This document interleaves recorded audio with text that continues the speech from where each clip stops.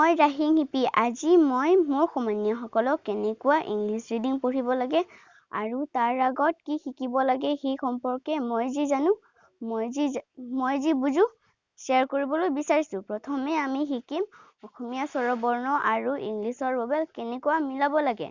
অসমীয়া স্বৰবৰ্ণত আছে 11টা আখৰ আৰু ইংলিছৰ ভৱেলত আছে 5টা আখৰ।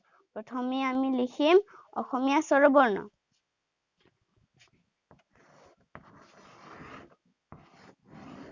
এইটো হৈছে সৰেও।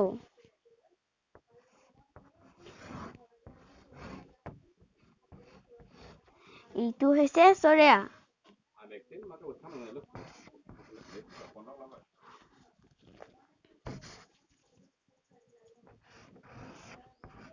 হৰ্ষই দীৰ্ঘই হৰ্ষৌ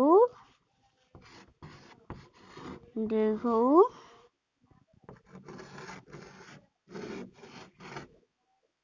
ৰি এ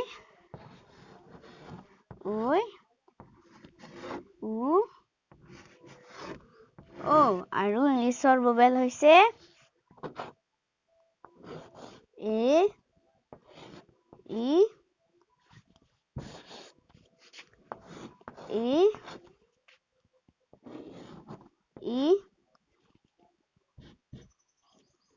আই ও ইউ। এইটো হৈছে ইংলিছৰ ভৱেল। এই দুটাহে আমি মিলাবলৈ শিকিলে আমি ইংলিছৰ বা ইংৰাজীৰ ৰিডিংটো ভালকে পঢ়িব পাৰিম বা শুদ্ধকৈ লিখিব পাৰিম, উচ্চাৰণ কৰিব পাৰিম। যদি আমি ইংৰাজী আখৰ ব্যৱহাৰ কৰি অসমীয়া শব্দ লিখো, এই ইংলিছৰ বা ইংৰাজীৰ 5টা ভৱেলৰ আখৰ কেতিয়াবা আমি অসমীয়াত ল'ব পাৰে। যেনে এইটোৰ 2টা আখৰ হিচাপে ব্যৱহাৰ হ'ব পাৰে। এইটোৰ কেতিয়াবা আমি সৰেয়া বুলি ক'ব পাৰো আৰু কেতিয়াবা আমি সৰেয়াকাৰ বুলি ক'ব পাৰো। কেতিয়া আমি তাক সৰেয়া বুলি ক'ম, কেতিয়া আমি সৰেয়াকাৰ বুলি ক'ম, এইটো মই এতিয়া আপোনালোকক দেখাম। মই আপোনালোকক উদাহৰণ স্বৰূপে দেখাব বিচাৰিছো। এইটো হৈছে এই উদাহৰণটো হৈছে আমাৰ। আমাৰত আছে সৰে আ মদ আকাৰে মা ৰ আমাৰ। আৰু ইংলিছৰ পৰা আছে ই এম এ আৰ। এইটো হৈছে আমাৰ। এইটোক আমি কম সৰেয়া আৰু এইটোক আমি কম এই সৰেয়াকাৰটো।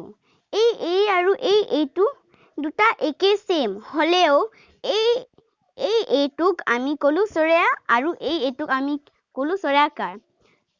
এইটো কিয় হৈছে মই এতিয়া আপোনালোকক কম। ইংলিছৰ ভৱেলত এটা নিয়ম আছে। এইটো নিয়ম হৈছে এইটো নিয়ম হৈছে যে ভৱেলত থকা কোনোবা লেটাৰ যদি এটা ৱৰ্ডৰ প্ৰথম স্থানত থাকে, তেনেহলে তাক আমি কম স্বৰবৰ্ণৰ এটা আখৰ। আৰু যদি ভৱেলৰ কোনোবা এটা লেটাৰ যদি অন্য এটা লেটাৰ পিছত থাকিলে, তাক আমি কম স্বৰবৰ্ণৰ চিহ্ন। এতিয়া আমি জানিলো যে কেতিয়া কোনটো সময়ত এইটো ব্যৱহাৰ হয়। এইটো হৈছে সৰেয়া আৰু এইটো হৈছে সৰেয়াকাৰ। এতিয়া আমি বুজিলো। আৰু মই এটা উদাহৰণ লবলৈ বিচাৰিছো।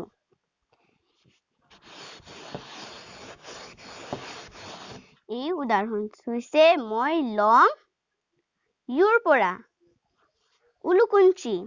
উলুকুঞ্চি কাৰ্বি আংলঙৰ এঠাইৰ নাম আছে।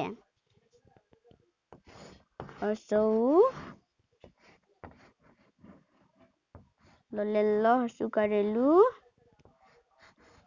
কত হৰ্ষুকাৰেকু নিয়সেঞ্চ হৰ্ষিকাৰেচি উলুকুঞ্চি আৰু ইংলিছৰ পৰা U double L U K U N C H I এইটো হৈছে উলুকুঞ্চি এই ইউটুক আমি কম ইউ বা হৰসু আৰু এই ইউটুক আমি কম এই হৰসু কাৰটো এই ললেলটো নহয় এই হৰসু কাৰটো আৰু এই ইউটুক আমি কম এই হৰসু কাৰটো এই তিনটা ইউটু একেই সেম হৈছে হলেও এই ইউটুক আমি হৰসু বুলি কৈছো আৰু এই দুটা ইউটুক আমি হৰসুকাৰ বুলি কৈছো কিয় এইটো কৈছে মই আগতেও কৈছিলো যে ভোৱেলত থকা কোনোবা এটা লেটাৰ যদি এটা ৱৰ্ডৰ প্ৰথম স্থানত থাকিছিল সেই কাৰণে তাক আমি হৰসু বুলি কৈছো প্ৰথম স্থানত থাকিলে এইটোক আমি কম অসমীয়া স্বৰবৰ্ণৰ এটা আখৰ আৰু অন্য এটা লেটাৰ পিছত থাকিলে তাক আমি হৰসুকাৰ বা স্বৰবৰ্ণৰ চিহ্ন বুলি কম সেই নিচিনা এইটোও কোনোবা বা অন্য এটা লেটাৰ পিছত থকাৰ কাৰণে তাক আমি হৰসুকাৰ বুলি কৈ দিছো আৰু এই ইউটো সবৰ পৰা প্ৰথম স্থানত থকাৰ কাৰণে তাক আমি হৰসু বুলি কৈ দিছো মই আৰু এটা উদাহৰণ লবলৈ বিচাৰিছো এই উদাহৰণটো হৈছে মই লম ইয়াৰ পৰা উদাহৰণ লম এইটো হৈছে এ ল ৱবহচিকাৰে বি দন্ত্য ন এলভিন আৰু ইংলিছৰ পৰা ই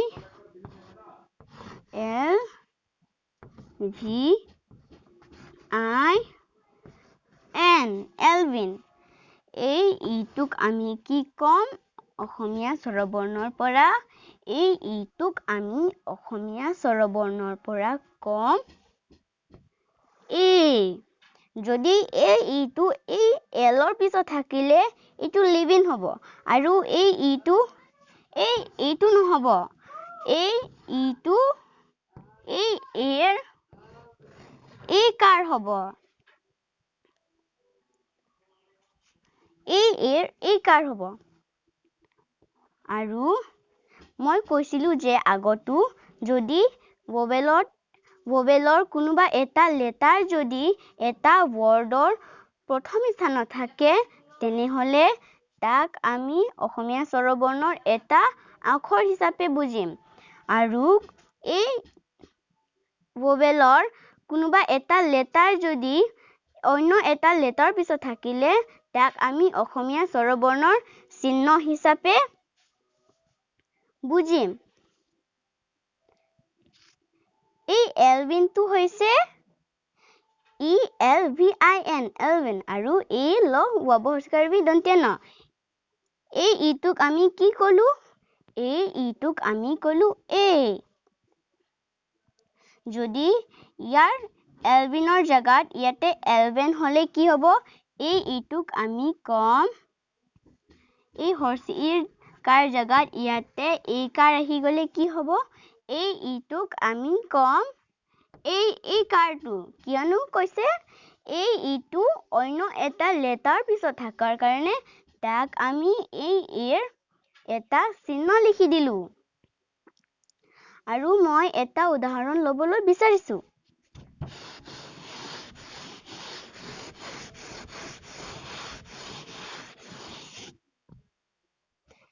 এতিয়া মই আৰু এটা উদাহৰণ লম এই উদাহৰণটো হৈছে আইৰ পৰা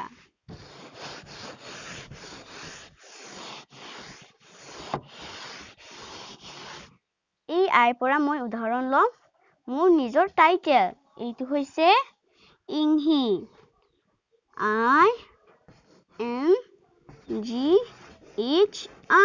ইংহি এই আইটোক আমি কি লিখিম এই আইটোক মই প্ৰথমে অসমীয়া আৰু ইংলিছৰ টাইটেল লিখিম এইটো মোৰ টাইটেল আৰু মই এতিয়া মোৰ টাইটেলটো অসমীয়াৰ পৰা লিখিম হৰ্ষই নিশ্চয় হত হৰ্ষিকাৰে হি ইংহি এই আইটোক আমি কি লিখিম এই আইটোক আমি লিখিম হৰ্ষই আৰু এই আইটোক আমি কি লিখিম এই হৰ্ষইকাৰ যে এই হৰ পিছত আছে হৰ আগত আছে এই হৰ্ষইকাৰে যে হৰ কাৰণে হি বনাইছে ইংহি এই হৰ্ষি এই আই আৰু এই আইটো একে হলেও এই আইটোক আমি কলো হৰ্ষই আৰু এই আইটোক আমি কলো